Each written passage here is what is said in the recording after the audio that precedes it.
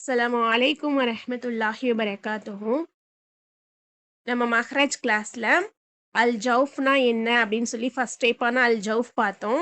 செகண்டா அல் Hulk பார்த்தோம், தொண்டை பகுதியின் லெட்டர்ஸை. தேர்டா இப்போ நம்ம பார்க்க போகிறது அல் லிசான். அல் லிசான்னா நாவின் எழுத்துக்கள், நாக்குடைய பகுதியிலிருந்து உச்சரிக்கக்கூடிய எழுத்துக்கள். இதில் மொத்தம் 18 எழுத்துக்கள் இருக்கு. இந்த நாவினுடைய பகுதியை வந்து 4 டைப்ஸாக பிரிக்கிறாங்க. நம்ம எப்படி ஒரு தொண்டையின் பகுதி ஹல்க் லெட்டர்ஸ்க்கு, தொண்டை லெட்டர்ஸ்க்கு வந்து நம்ம 3 பார்ட்டாக பிரிச்சோமோ, அதே மாதிரி நாவினுடைய எழுத்துக்களுக்கு அந்த நாக்கின் பகுதியை வந்து 4 டைப்ஸாக பிரிக்கிறாங்க.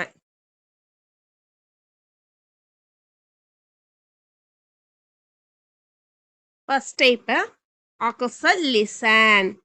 அக்ஸல் லிசான் நாவினுடைய கடைசி பகுதியிலிருந்து உச்சரிக்கக்கூடிய எழுத்துக்கள் என்னன்னு பார்ப்போம். Second type வசத்துல் லிசான். வசத்துல் லிசான்.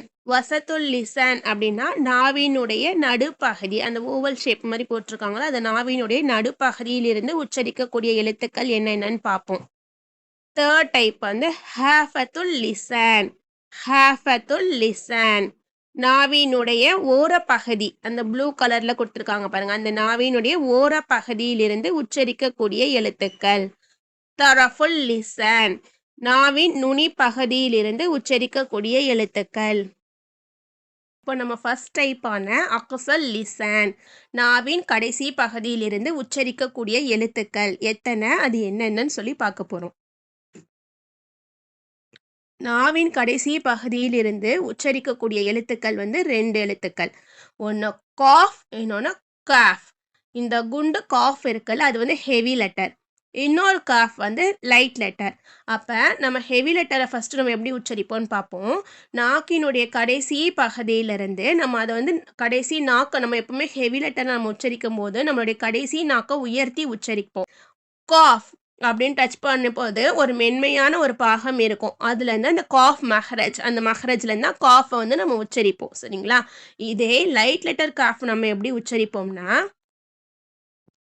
நம்ம ஹெவி லெட்டர் காஃப் உச்சரிக்கிறோம்ல, அந்த காஃபுக்கு முன்னாடி உள்ள கொஞ்சம் சற்று அதுக்கு முன்னாடி உள்ள பகுதியிலிருந்து தான் நம்ம லைட் லெட்டர் காஃபை நம்ம உச்சரிப்போம். அது காஃப், இது காஃப். நம்ம அடுத்ததாக பார்க்க போகிறது நாவின் நடுப்பகுதியிலிருந்து உச்சரிக்கக்கூடிய எழுத்துக்கள். நாவின் நடுப்பகுதியிலிருந்து உச்சரிக்கக்கூடிய எழுத்துக்கள் வசத்துல் லிசான். இதில் வந்து நம்ம 3 எழுத்துக்களை நம்ம உச்சரிப்போம். ஷீன், ஜீம், யா. ஷீன், ஜீம், யா. இந்த 3 எழுத்துக்களையுமே நம்ம சொல்லும் போதே தெரியும், நாக்கினுடைய நடுப்பகுதியிலிருந்து அதோடைய மேல் முரசிலிருந்தும் இந்த ஜீம், ஷீன், யா இந்த 3 எழுத்துக்களையும் நம்ம உச்சரிப்போம். ஸோ நம்ம இந்த கிளாஸில் நம்ம என்ன பார்த்துருக்கோம், அல் லிசான் அப்படின்னா நாவின் பகுதி. நாவின் பகுதியிலிருந்து உச்சரிக்கக்கூடிய எழுத்துக்கள் மொத்தம் 18. இந்த நாவின் பகுதியை வந்து 4 டைப்ஸாக பிரிக்கிறாங்க. ஃபர்ஸ்ட் அக்ஸல் லிசான், செகண்ட் வசத்துல் லிசான், தேர்ட் ஹாஃபத்துல் லிசான், ஃபோர்த்து தரஃபுல் லிசான். இப்படின்னு சொல்லி நாவின் கடைசி பகுதி, நாவின் நடுப்பகுதி, நாவின் ஓரப்பகுதி, நாவின் நுனி பகுதி அப்படின்னு சொல்லிட்டு 4 டைப்ஸாக 4 வகையாக பிரிக்கிறாங்க. இதில் இருந்து நம்ம கடைசி பகுதி, நாவின் கடைசி பகுதியும் நாவின் நடுப்பகுதியில் உச்சரிக்கக்கூடிய எழுத்துக்களையும் நம்ம இன்னைக்கான கிளாஸில் பார்த்துருக்கோம். இன்ஷா அல்லாஹ் நாளைக்கான வகுப்பில் நாவின் நுனி பகுதியிலிருந்து உச்சரிக்கக்கூடிய எழுத்துக்களும் நாவின் ஓரப்பகுதியிலிருந்து உச்சரிக்கக்கூடிய எழுத்துக்களும் என்னன்னு பார்க்கலாம் இன்ஷா அல்லாஹ். அஸ்ஸலாமு அலைக்கும் வரஹ்மத்துல்லாஹி வபரகாத்துஹு.